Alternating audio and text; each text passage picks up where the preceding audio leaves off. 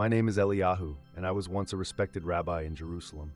My life was a carefully measured routine, a cycle of prayer, study, and service to my community. Each day began with the morning prayers, the words of the Torah anchoring my world. My family, devout and steeped in generations of tradition, was my greatest pride. My beliefs were unshakable, or so I thought. I lived by the law, unwavering in my conviction that salvation was found through its perfect adherence. But beneath the surface, doubts occasionally gnawed at my mind. The scriptures spoke of a Messiah, a promised one who would bring redemption. Yet, the more I studied, the more questions arose. Was our Messiah yet to come, or had we overlooked him? These thoughts I buried deep, unwilling to let them disturb my carefully constructed reality. It wasn't until I faced death itself that the truth shattered my world and forced me to confront everything I had ever believed. Before we dive into this journey, please take a moment to like this video, subscribe, and let us know in the comments where you're from. Your support helps us share more transformative stories like this one. I was conducting Shabbat service, delivering a lesson on the importance of obedience to the Torah, when my chest tightened and the room blurred. My heart raced as darkness consumed me. I heard panicked voices, but they grew distant. Then silence. I opened my eyes, not to the familiar sights of the synagogue, but to an expanse of light, blinding, pure, and overwhelming. It wasn't just light, it was a presence. A voice, gentle yet commanding, pierced through the brilliance. "Eliyahu, do you know me?" I was terrified. Who was this speaking? A flood of memories and scripture passages rushed through my mind, and I stammered, "I am a servant of the Almighty." The voice replied, "You speak of him, but you do not know him." Suddenly, I was taken on a journey. I saw my life replayed, every word I had spoken, every act of devotion, but also every moment of doubt and pride. I had led others to focus on rituals, but I had neglected the heart of God's message. Then I saw him, a figure radiant and unmistakably the center of everything. His eyes were filled with indescribable love and sorrow. "I am the Messiah," he said. I recoiled. "No, the Messiah is yet to come." But he showed me the scars in his hands and feet. He showed me the cross. In that moment, I knew. I had spent my life searching for a truth that had already come, yet I had rejected it. When I awoke, gasping for air, the paramedics told me I had been clinically dead for several minutes. But I had seen the truth, and nothing in my life would ever be the same. As I lay in the hospital, the vision consumed my thoughts. How could this be? The Messiah was not supposed to die on a cross. It contradicted everything I had been taught. Yet I couldn't deny what I had seen. I began studying scripture with new eyes, revisiting passages I had glossed over before. Isaiah 53 leapt out at me with undeniable clarity. He was despised and rejected by men, a man of sorrows and acquainted with grief. He was pierced for our transgressions. How had I missed it? This suffering servant wasn't the triumphant warrior Messiah I had envisioned. He was the one who bore the weight of humanity's sins. My family noticed the change in me. My wife, Rivka, asked why I was so distant. I couldn't bring myself to tell her yet. I feared the repercussions. What would the community say? What would my peers think? During my first synagogue service after the experience, my hands trembled as I held the Torah. The words felt different now. They pointed not just to the law, but to the Messiah who had fulfilled it. I began asking subtle questions during study sessions, probing my students and colleagues about passages like Isaiah 53 and Psalm 22. Some responded with curiosity, others with hostility. One evening, a colleague pulled me aside and warned me, "Eliyahu, these questions are dangerous. Don't stray from the path." But I couldn't stop. My heart was burning with a truth too powerful to ignore. The turning point came when I met a man named Jonathan, a quiet member of the synagogue I had scarcely noticed before. He approached me after a service, saying he had overheard some of my recent questions. "Rabbi," he began cautiously, "I think you're searching for something more. Can I share something with you?" At first I was defensive, but his sincerity disarmed me. Over tea, Jonathan shared his testimony. He had been raised in the same traditions, but had encountered Yeshua, Jesus, and had found him to be the promised Messiah. I listened, skeptical but intrigued. He showed me connections in scripture that I had never considered. Micah's prophecy of the Messiah being born in Bethlehem, the timeline in Daniel pointing to the arrival of the Anointed One. For the first time, I saw how the pieces fit together. But admitting this truth would mean losing everything: my position, my reputation, perhaps even my family. The realization of Yeshua as the Messiah weighed heavily on me. My heart was alive with a newfound sense of truth, but the implications terrified me. My wife, Rivka, noticed my growing distance. One night, as we prepared for bed, she confronted me. "Eliyahu," she said softly, "you've been different since the hospital. What's happening?" I hesitated. She was my closest companion, yet how could I tell her something that would shake the foundation of our shared faith? Finally, I whispered, "Rivka, I believe I've found the Messiah." Her face paled, and for a moment she said nothing. Then came the questions, sharp and unrelenting. "The Messiah? What are you saying? You've always said he hasn't come yet. Who has filled your mind with this nonsense?" I tried to explain the vision, the scriptures, and how they pointed to Yeshua. Her response was immediate and cutting. "Do you realize what you're saying? You're betraying everything we've ever believed." Over the next few weeks, Rivka's anger turned to fear. She avoided discussing the subject but grew distant, throwing herself into household duties and community events. My children, young but perceptive, began to notice the tension. "Is Ima mad at you, Abba?" my youngest daughter asked one evening. The synagogue was no refuge either. My subtle questions about the scriptures hadn't gone unnoticed. An elder summoned me for a private meeting, his tone stern and accusatory. "Eliyahu, your recent teachings have caused concern. Are you straying from the path of our fathers?" I lied, insisting I was merely exploring different interpretations. But the encounter left me shaken. I realized the walls were closing in. Jonathan became my only source of comfort. We met in secret, poring over the New Testament he had given me. It felt both foreign and familiar, as if it completed a story I had only partially understood. Still, the weight of isolation grew heavier. My world, family, faith, and community was unraveling. The conflict at home and within the community escalated rapidly, introducing challenges I had never anticipated. One morning, Rivka handed me a letter as I sat at the breakfast table. Her hands trembled, and her eyes betrayed her inner turmoil. "It's from the synagogue council," she said curtly. I opened the letter and scanned the contents. It was a summons, a formal inquiry into my recent teachings and questions. I looked up at Rivka, but she wouldn't meet my gaze. "Did you tell them?" I asked, my voice strained. Her silence was answer enough. "You've left me no choice," she finally said. "They need to help you before you lose everything." The words stung. I wanted to tell her I wasn't lost but found, yet it was clear she couldn't see it that way. The synagogue meeting was a formal affair, with stern-faced elders seated in a semicircle, their eyes fixed on me as I entered. They questioned me for hours, probing every recent sermon, every scripture I had referenced. Their accusations were veiled but sharp. "Your interpretations are troubling, Eliyahu," one elder said. "They deviate from the teachings of our fathers. Are you being influenced by outside ideas?" "No," I said, careful with my words. "I am simply seeking to understand the scriptures more deeply." They weren't satisfied. Another elder leaned forward, his voice colder. "Be careful, Rabbi. The path of heresy is a slippery one." When I returned home, I found Rivka waiting for me. "What did they say?" she asked, her voice tinged with hope that I had renounced my new beliefs. "They warned me to stay in line," I replied. "And will you?" The question hung in the air. I couldn't answer it without betraying the truth burning inside me. Instead, I turned away, unable to meet her eyes.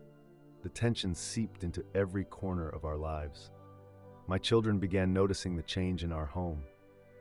My eldest, David, started avoiding me, retreating to his room whenever I tried to speak with him. My younger children seemed confused and frightened, unsure why their once happy family felt so divided. One evening, as I walked through the marketplace, I overheard two men whispering nearby. "Did you hear? Rabbi Eliyahu has lost his way. They say he's questioning the Torah. Imagine that, a rabbi!" Their words stung, not because they doubted me, but because they didn't understand the truth I had found. The pressure mounted when Rivka's father, a prominent elder in another synagogue, came to visit. He sat across from me in the living room, his expression grave. "Eliyahu, I hear troubling things," he began.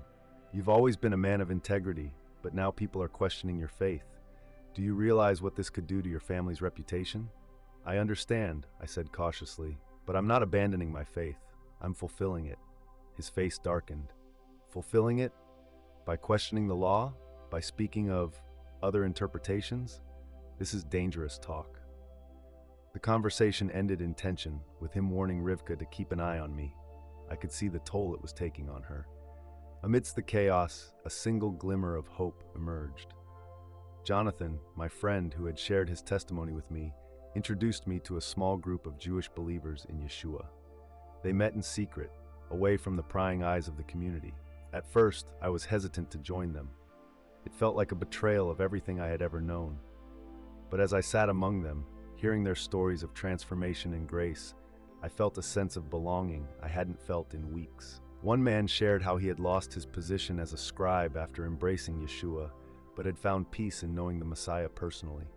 Another woman spoke of being cast out by her family but holding firm in her faith.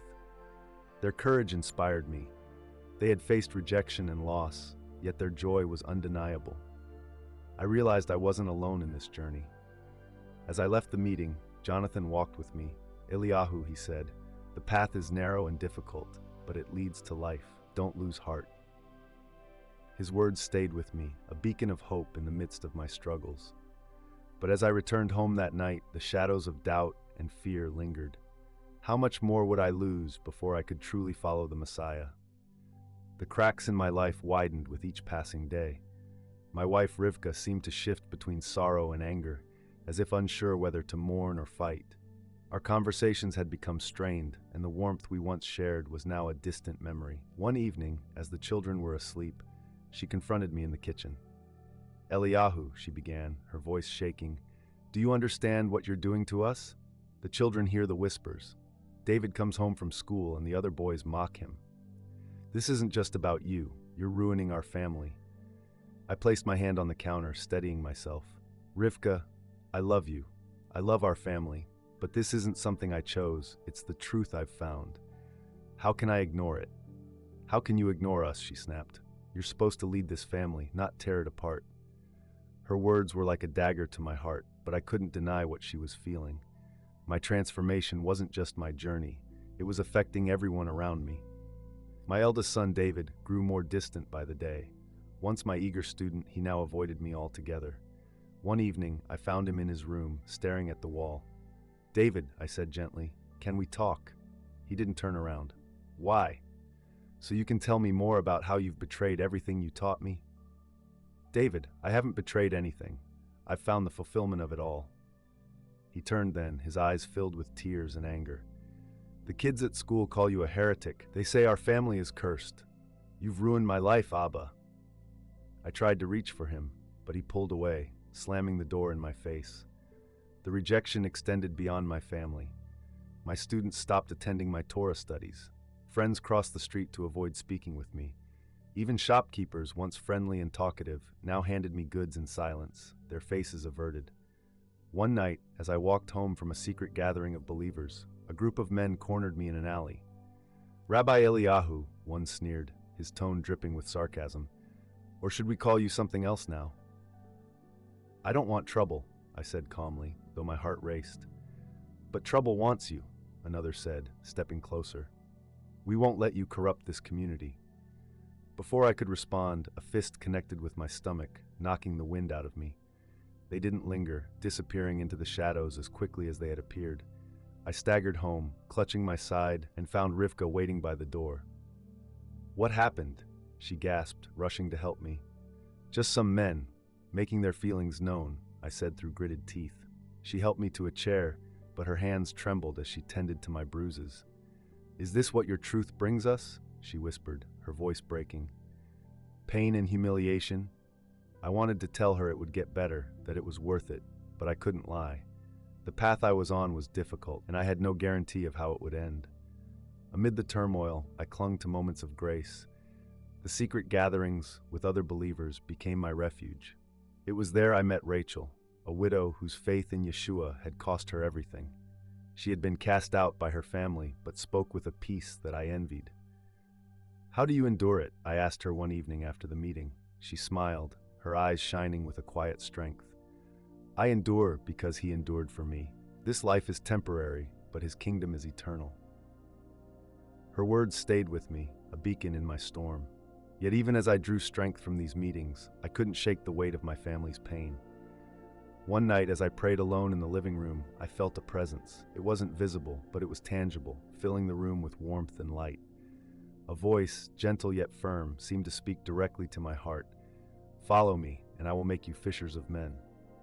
Tears streamed down my face. It was as if Yeshua himself was confirming my path. But even in that moment of clarity, I knew the road ahead would be fraught with challenges. When Rivka came downstairs and saw me kneeling, she paused in the doorway. For the first time in weeks, her expression softened, though it was still tinged with pain. "Eliyahu," she said quietly, "I don't understand what's happening to you, but I can't keep fighting like this. If you want to ruin yourself, I can't stop you. But please, don't take us down with you." Her words hung heavy in the air, a stark reminder of the cost of following the truth. The tension between me and Rivka grew unbearable, but it was nothing compared to the inner storm that churned inside me. I had reached a point where the truth was so deep within my soul, yet the world around me seemed to be closing in. Each day felt like a battle, and every night I lay awake, wondering if I had made the right choice. It was a spiritual struggle, but it had begun to tear apart the very fabric of my life. One afternoon, after an intense meeting with a fellow believer, I found myself walking through the crowded marketplace, lost in thought. I hadn't realized how far I had wandered until I found myself standing in front of the old synagogue where I had once been so sure of my place. It loomed before me like a monument to my past life, its walls a reminder of who I had been and who I was no longer. I turned to walk away, but something inside me stopped. I felt a strong urge to enter, not out of nostalgia, but to confront the ghosts of my former beliefs. I opened the door, and as I stepped inside, the familiar scent of old wood and incense filled my senses. The echoes of prayers I had once uttered in devotion now seemed hollow, as though they belonged to someone else. As I sat down on one of the benches, the weight of everything I had left behind settled heavily on my heart. I prayed quietly, asking for clarity and peace, but there was no response. The silence felt suffocating, as though the walls themselves were closing in on me. Then, unexpectedly, a strange feeling washed over me, a warmth that seemed to start in the pit of my stomach and spread outward. It wasn't a physical heat, but a deep inner peace that I had not felt in so long. It was as if something was surrounding me, filling every corner of my heart. I could almost hear a whisper, faint but unmistakable. "You are not alone. Keep going. The way is narrow, but it leads to life." I opened my eyes and looked around the empty synagogue, wondering if the words had come from my own mind or if they had been spoken by something or someone greater than myself. But when I looked to the back of the room, I saw a figure standing near the altar. My heart raced, and I stood up, but as I took a step forward, the figure was gone. The warmth lingered, but the presence had disappeared. I stood there, shaking, unsure of what had just occurred. Was this a sign, a vision, or just the product of my overactive mind? I left the synagogue feeling unsettled but strangely empowered. It was as though I had been touched by something beyond comprehension, something that reaffirmed my path. But doubt still gnawed at me. Was I being led to a deeper truth, or had I become so entrenched in my beliefs that I had lost sight of everything else? As I made my way home, I found Rivka sitting at the kitchen table, her face drawn and tired. She didn't look up when I entered, and I knew she was waiting for the same question I had been asking myself for days. What now? I sat down across from her, unsure of how to begin. "Rivka," I said softly, "I don't know where this path leads, but I know it's the right one. I felt something today, something powerful. It was as if I was in the presence of God, and I couldn't deny it." Her eyes flickered with a mix of hope and disbelief. "You felt it?" she whispered. "I don't know what it was," I admitted, "but it was real." Rivka didn't respond immediately. She just sat there, her eyes on me, as though searching for something she had lost and was hoping to find again. I could see the weight of her inner conflict. She loved me, but she couldn't understand how I had strayed so far. "What if this is just the beginning?" I said, more to myself than to her.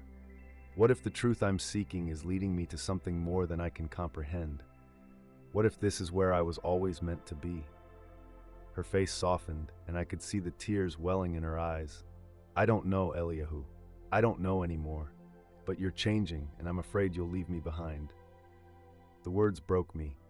I didn't want to leave her behind, but I could no longer ignore the call I felt so deeply within. "I'm not leaving you," I said, reaching for her hand. "But I can't ignore what I've seen. I can't unknow what I've learned. I don't want to lose you, but I need you to understand. This is my journey, and I need you to walk it with me." Her eyes welled up, and she pulled her hand back. "I don't know how to walk that path, Eliyahu." As the night grew darker, I realized that the road I was on would be filled with difficult choices. The tension between my past and my future had never been clearer. I didn't know if Rivka and I could remain together, or if my faith would continue to draw me away from everything I had once known. But one thing was certain: the path ahead was uncertain, and I could no longer walk it alone. As the weeks passed, I found myself isolated, but not in the way I had expected. I thought the loneliness would be the hardest part, but instead, it was the fracture of the relationships I had spent my life building. The bonds with my family, my friends, and my community had always been my foundation. But now, each conversation, each moment, was filled with an undercurrent of tension, as if no one truly knew how to speak to me anymore. Rivka had grown quieter, as though the space between us had expanded into something too vast to bridge. She still made our meals, still cared for the children, but the warmth in her eyes had faded. I could sense her fear of losing me, yet also her frustration, as if she were watching me drift away to somewhere she couldn't follow. David had begun to speak to me more, but it was always with bitterness, as though every word was laced with the pain of betrayal. "Why can't you just let it go, Abba?" he would ask, his voice hard. We were fine before all of this. We were a family. I wanted to explain, to help him understand, but how could I? How could I explain a transformation so profound, so rooted in a spiritual experience that defied everything he had been taught to believe? One evening, I overheard him speaking to his younger brother, Isaac. "Dad's gone crazy, Isaac. He's not the same anymore." My heart sank. It was the first time I realized that David's perception of me had shifted so drastically. He didn't just disagree with my beliefs. He had started to see me as a stranger. The only one who seemed unaffected by my transformation was my youngest daughter, Miriam. She was still young enough to accept me without question. I found myself holding her close more often, seeking solace in her innocent love. But even she began to ask questions. "Papa, why don't you go to the synagogue anymore?" she asked one night, her eyes wide with curiosity. How could I answer her? How could I explain to my little girl that everything had changed and that I had found a new purpose, one that didn't fit within the walls of the life we had built? But it wasn't just my immediate family that seemed torn by my spiritual journey. The small group of believers I had begun meeting with had grown slowly, cautiously, as others from the community had started to join. They too were in the midst of their own struggles. Some had been forced to leave their families behind, just as I had. Others had faced rejection from their synagogues, cast out for their beliefs. There was a quiet unity in our suffering, as though we were all walking a narrow road together. I began to see a familiar face at every meeting. Jacob, a former neighbor and childhood friend. He had always been a pillar of the community, a man whose opinions everyone respected. But now, he too had begun to question his faith in ways that terrified him. "You're not the only one struggling, Eliyahu," he confessed one evening as we sat alone after a gathering. "I've been to the temple every day of my life, prayed, studied, but there's something missing. I can't explain it." His voice shook. "What you found, it's different. But I wonder, is it real, or have you been deceived?" I saw the conflict in his eyes, the same conflict that churned inside me. He wanted to believe, but fear held him back. Fear of losing everything, fear of being ostracized. I felt a kinship with Jacob, as if he had stepped into the same turmoil that I had faced. His struggle mirrored my own, and I found myself drawn to him. Over time, my growing sense of conviction began to affect the community in ways I had not anticipated. While some still mocked me, others, like Jacob, began to question their own beliefs. It was a slow, hesitant process, but the ripple effect was undeniable. More and more people came to the meetings, each one carrying their own burdens and doubts. It was clear that the message of Yeshua was resonating with those who were ready to hear it. But as this small fellowship grew, so did the opposition. The leaders of the synagogue began to notice the changes, and whispers of my heresy spread faster than I could keep up. One afternoon, I received an unexpected visitor, an elder from the synagogue, Aaron, who had once been a close friend. "Eliyahu," he said, his tone cold, "you've crossed a line. We've all heard the rumors, and I can't stand by while you lead people away from the faith." "Aaron, I haven't led anyone anywhere. I've only shared what I've experienced," I said, trying to remain calm. He shook his head, disbelief etched on his face. "This is not the truth. I've known you since you were a child. You've changed, Eliyahu. You're not the man I once called my brother." His words stung, and yet I couldn't find it in me to argue. I wasn't the man I had been. How could I be? Everything had changed. As Aaron turned to leave, he paused. "I pray for you, my friend, but if you continue down this path, you will lose everything. Remember that." His words haunted me, but I knew something deeper was guiding me. Despite the growing isolation, I felt a strange sense of peace. In the midst of these losses, I was discovering something more powerful than any worldly bond, an inner truth that was worth fighting for. The days that followed Aaron's visit felt like a whirlwind. It was as if the very foundation of my life was crumbling beneath me, piece by piece. With each passing moment, I found myself torn between two worlds, my past and the faith I had come to embrace. The more I tried to hold on to the threads of my old life, the more I felt them slipping away.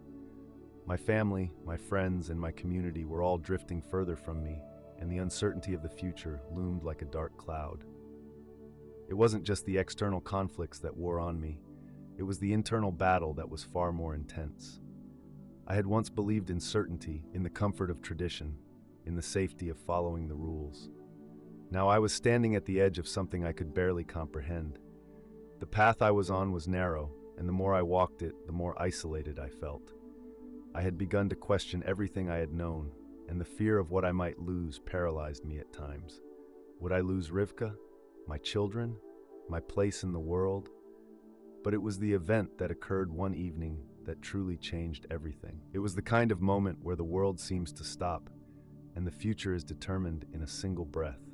It happened after dinner, a quiet night in our home. Rivka had been distant all evening, her face drawn in worry. The children had gone to bed early, and we were left alone in the dimly lit living room. I could feel the tension between us, thick and suffocating. And for the first time, I realized that the distance between us was no longer just physical. It was spiritual, emotional, a chasm too wide to bridge with words alone. "I don't know how much longer I can do this, Eliyahu," Rivka said, her voice shaking with a mixture of fear and frustration. "I see the way you're changing, and I don't know who you are anymore. You're slipping away from me, from us. I don't recognize you, and I'm scared." Her eyes filled with tears as she looked at me, her pain evident. I had heard the same words from her for weeks, but this time they hit me differently.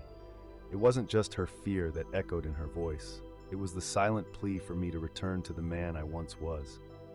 For a moment, I was overwhelmed with guilt. How could I continue down this path knowing it was tearing her apart? How could I follow this truth if it meant losing my family? But as I opened my mouth to speak, the doorbell rang, breaking the fragile silence. Rivka looked at me, confused and exhausted, but I knew I had to answer it. The last thing I wanted was another confrontation, another argument with someone who didn't understand. But when I opened the door, it wasn't a stranger who stood there. It was my father. "Son," he said quietly, his voice full of pain and concern, "we need to talk." The moment I saw his face, I knew that this conversation would change everything. My father, the man who had shaped so much of my early life, was standing on my doorstep, his eyes filled with disappointment and fear. He hadn't been to my home in months, not since my transformation had become undeniable, and now he was here, demanding answers. "I've heard what you've been doing," he said, stepping inside. "I've heard you've abandoned our faith, your family's traditions. What's happening to you? Are you willing to throw away everything we've built? All the sacrifices your mother and I made, all the years we spent in devotion, and now you just walk away? For what?" Some new belief? A new path that leads you away from everything we stand for? I could feel my heart beating in my chest, my mind racing. Every word he said felt like a blow, but I couldn't back down. Not now. Not after everything I had learned. Still, the pain in his eyes, the sorrow in his voice, cut me deeper than I had anticipated. "Father, I haven't abandoned anything," I said, my voice quiet but firm. "I haven't turned my back on our faith. I've found something deeper, something real, something I can no longer ignore. I've seen the truth, and it's not what we were taught. This is about life, about a new way to live, and I can't turn my back on it. I can't unknow what I've discovered." I paused, taking a deep breath, knowing the words I was about to speak would tear everything apart. This isn't just a belief, it's the reality of who I am now, and I can't pretend I'm someone else anymore. My father's face twisted in disbelief, and for a moment I saw the weight of years of tradition and expectation crash down on him. "You're being deceived," he said, his voice shaking. "This isn't the way, Eliyahu. You've lost your way, and if you continue down this path, you'll be cut off from this family, from our community." I had expected the ultimatum, but the sting of it still hit me like a physical blow. A choice was before me, a choice that would define my future. Do I continue down this path, knowing the cost, knowing it would cost me everything I had ever known? Or do I return to the comfort of the old ways, bearing my newfound truth to preserve the life I had built? I stood there, silent, the weight of the moment hanging heavily between us. I glanced at Rivka, who was watching us both from the doorway, her face a mixture of sadness and hope. I could feel the deep divide between us, the rupture that had occurred in my family, and it was clear that the decision I made now would determine the future of us all. I didn't know what to say. The choice I was facing was the hardest one I had ever encountered. Would I continue to follow this truth that had transformed me, or would I choose my family, my old life, and abandon the path that had awakened my soul? The weight of the decision pressed down on me like a boulder, each moment stretching into eternity. I had always prided myself on being decisive, on making the right choices for my family and myself. But this felt different. This choice wasn't about practicalities or the next step in life. It was a choice about my very soul. I had always thought faith was simple, a set of beliefs, a framework within which you live. But now, faith was something far more dynamic, more personal, and it demanded everything from me. As I stood in the living room, staring at my father, a man I had once looked to for guidance, I knew that everything was on the line. His disappointment, his anger, it was all so real. He wasn't just rejecting my beliefs, he was rejecting the person I had become. In his eyes, I was no longer his son. I had crossed a line that was unforgivable. "Eliyahu, I've prayed for you," he said, his voice soft but firm, "but I cannot follow you down this path. I cannot support you, not like this." I looked at him, my heart breaking in two. It wasn't just a difference in beliefs, it was as if the very essence of our relationship had been shattered. For a moment, I wanted to run back to him, to apologize, to tell him that this had all been a mistake. But deep inside, I knew I couldn't. I had seen the truth, and no matter how much I wished it weren't so, I couldn't unsee it. "I'm sorry, Father," I whispered, my voice barely audible. "I never wanted to hurt you, but I've found something that I can't turn away from. I've found a truth that is bigger than all of us. I can't go back." The words hung in the air between us, like a painful admission that both of us knew couldn't be taken back. My father's face darkened, and for the first time, I saw a flicker of something I had never expected from him. Betrayal. "You are choosing a lie, Eliyahu. You're choosing destruction, and I won't stand by and watch you lead others astray." Those words hit me harder than anything he had said before. I had expected resistance. I had prepared myself for his anger. But this, the accusation that I was leading people astray, cut deeper than I could have anticipated. The weight of it crushed me. "I'm not leading anyone astray, Father," I replied, the words coming out more forcefully than I intended. "I'm simply sharing the truth I've found. I've seen the light. I've felt his presence in a way I can't explain. It's real, and it's changed me. It's not something I can just ignore because it's inconvenient." I could see his resolve harden. The man who had raised me, the man I had always looked up to, was now standing in front of me as a stranger. The gap between us had never been wider. Just as my father turned to leave, Rivka stepped into the room. She hadn't said much during the confrontation, but I could see the emotions swirling on her face. Her eyes were filled with the same sorrow I had seen for weeks. "Eliyahu, please," she said softly, her voice breaking. "You have to understand. You're tearing us apart. I'm afraid that if you keep going down this road, you'll lose everything you've ever loved. I can't lose you, Eliyahu. I can't." Her words were a plea, a desperate cry for me to choose her, to choose the life we had built together over the uncertainty of this new path. And in that moment, I saw the painful truth of it all. The cost of my faith wasn't just spiritual, it was personal. It meant the possibility of losing my family, of walking away from everything I had known. I looked between Rivka and my father, their faces full of love, pain, and fear. I saw my children in my mind's eye, David, Isaac, Miriam, and I knew that the decision I made would shape their future. But the truth that had transformed me, that had awakened my soul, was too powerful to ignore. I could not deny what I had felt, what I had seen in the moments when I was closest to God. I couldn't deny the overwhelming peace that had entered my life, the joy that came with truly knowing Him. "I'm sorry, Rivka," I whispered, tears welling up in my eyes. "I can't turn back. I know it hurts, but this is who I am now. I'm following the truth, no matter the cost." Her face crumpled, and I saw the tears spill from her eyes.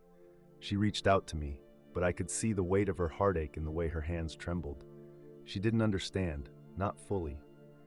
But she knew I was choosing something greater than us, something that I couldn't explain in simple terms. I had to choose God. As my father left the house, I felt a sense of finality settle in my chest. This was it, the breaking point. There was no going back now. I was standing at a precipice, and I had to make the hardest decision of my life. The path I had chosen wasn't just about me anymore. It was about my faith, my family, and my future. And with one last, painful glance at Rivka, I knew that whatever came next, I had made my choice. In the weeks that followed, the emotional toll of my decision weighed heavier than I ever anticipated. The once familiar rhythm of my life had shattered, and I found myself standing in the wreckage, unsure of how to rebuild. Each day was a battle against doubt and loneliness, as the relationships that had once defined me slowly slipped away. My father had not spoken to me since that night. Rivka and I barely exchanged words, the silence between us stretching longer than the words we could never find to express the distance that had formed between us. But amidst the overwhelming grief, there was also a strange sense of peace, a peace that came from knowing that I had done the right thing, even if it cost me everything I had ever known. It wasn't an easy peace, but it was real. It was a quiet certainty that the path I had chosen was the path that had been set before me. I had become more and more immersed in prayer and reflection. Every day I sought deeper understanding of the truth that had been revealed to me. It wasn't just about belief anymore. It was about becoming the person God had called me to be. But even as I sought this truth, there was still the gnawing fear in the back of my mind. The fear of what I had lost. The fear of what more I would have to sacrifice. One morning, I woke to find a letter sitting on the kitchen table. Rivka had written it. I hadn't seen her face in days, but the sight of her handwriting brought a rush of emotions that I couldn't ignore. I sat down at the table and slowly opened the letter, my hands trembling. "Eliyahu, I don't know what the future holds for us, but I need to tell you something important. I've been praying for you, for us, for our family. The journey you're on is so different from the one I imagined we would take together, and I can't pretend I understand it all. But what I do know is that I still love you. I don't know what God has planned for us, but I am willing to trust Him, if you will walk this road with me. I may not fully understand your faith yet, but I want to. I want to believe in what you believe in. I want to walk with you, even if it means that we have to find a new way together. We may be on different paths right now, but I'm asking you to not give up on me, on us. Love, Rivka." The words pierced my heart, filling me with a mixture of hope and uncertainty. For the first time in weeks, a glimmer of light broke through the darkness. Rivka was reaching out. She was offering me a chance to rebuild, not just our relationship, but our lives together. It wasn't a full reconciliation. There were still so many questions, so much hurt between us, but it was a beginning. A small step, but a step nonetheless. And then there was another letter, this one from my father. Eliyahu, I don't understand everything you've chosen. I don't know how this will end, but I want you to know that I am still your father. I have been praying for you, even when I didn't know how. The things you've said have shaken me, and I still don't agree with you, but my love for you hasn't changed. I can't walk this journey with you, not in the way you want, but I will walk beside you at a distance if you'll allow me to. I'll pray for you, and I'll support you in any way I can. Please don't think you've lost me. Your father. Tears welled up in my eyes as I read my father's words. This wasn't the angry dismissal I had feared. This was a tentative offering, a hope that perhaps one day we could reconcile. My heart ached with gratitude and sorrow, knowing how much he had been hurt by my decisions, but also feeling the weight of his love and his desire to keep a thread of connection alive. These letters, both so different yet so alike, changed everything for me. They represented the two things I had longed for: reconciliation and acceptance. It wasn't going to be easy, I knew that. The road ahead would still be filled with uncertainty, with moments of doubt and the fear of losing everything again. But the peace I had found was growing. The truth I had embraced, God's truth, had not just saved me, it was healing the broken parts of my life, piece by piece. In the days that followed, I spent hours in prayer, asking God for strength, for wisdom, for the courage to move forward in this new chapter of my life. And then something unexpected happened. I received a call from a man I hadn't spoken to in years, Aaron, the one who had first shown me the path toward this new faith. He had heard about the struggles I was facing, and he wanted to meet with me.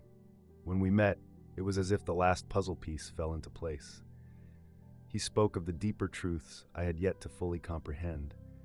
He shared stories of others who had walked this road of transformation, and how God had used their journeys to bring about healing, not just for them, but for those around them. His words were like balm for my weary soul.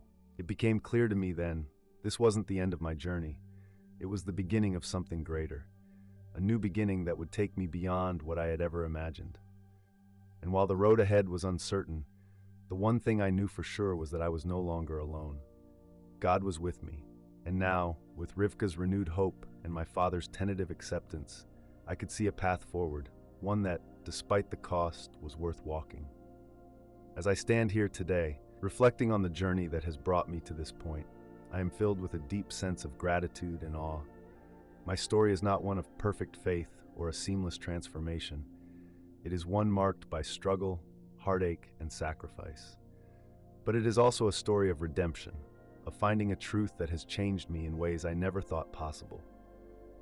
I used to believe that the world was simple, that life was about following a set of rules, checking boxes, and adhering to traditions. But that was before the near-death experience that rocked my very understanding of reality, before I encountered the truth of God's presence in a way I couldn't deny, before I realized that faith isn't about being perfect or having all the answers. It's about a relationship with the Creator, about trusting Him even when the road is uncertain, even when it costs us everything. The path I chose was never easy. There were moments when I doubted everything, moments when I wanted to turn back, to return to the familiar life I once knew. There were relationships that crumbled, family members who couldn't understand, and times when I felt completely alone. But I found something deeper than all that. I found a peace that transcends circumstances, a joy that isn't based on what's happening around me, but on the unshakable truth of God's love. I'm still learning, still growing in this faith.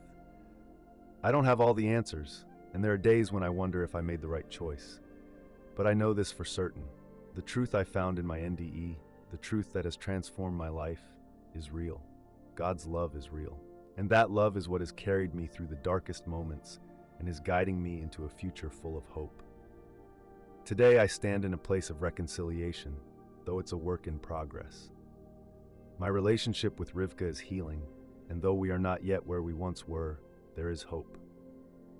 My father and I are still on different paths, but his love for me has not wavered. I've come to understand that sometimes reconciliation doesn't happen all at once.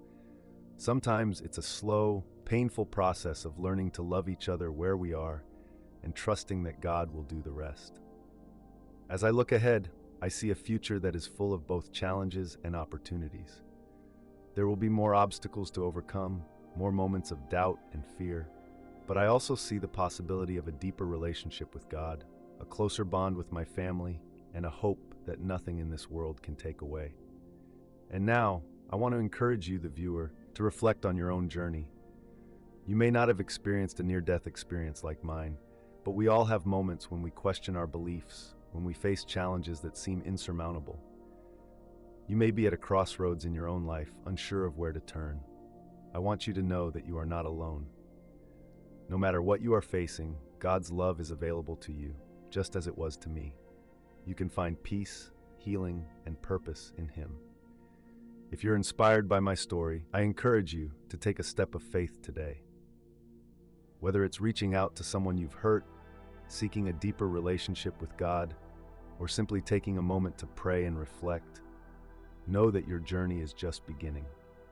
And if you want to hear more stories like mine, stories of transformation and redemption, I invite you to subscribe to this channel, like this video, and share it with others who may need to hear this message of hope. Thank you for walking this journey with me.